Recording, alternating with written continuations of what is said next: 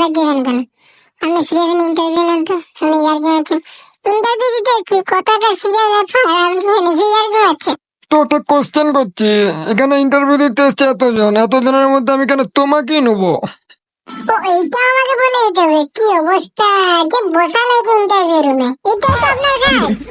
তুমি যে আমার সময় এমনি ভাবে কথা বলছো, তুমি জানো আমি কোম্পানির কোন পজিশনে আছি? ও এইটা আপনাকে বলেনি? কি অবস্থা কোম্পানির না?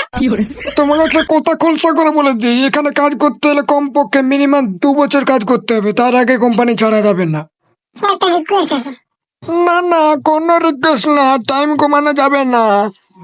না না, 2 বছর টাকা বাড়িয়ে 5-10 বছর করে দিন, পরে বললে হবে না যে তোমার দেরি যাওয়া, তোমার জন্য কোম্পানির ক্ষতি হচ্ছে। তোমার যে মাধ্যমিক উচ্চ মাধ্যমিকের নাম্বার, কোন সাহসে তোমাকে চাকরিতে রাখবো? দুঃসাহস?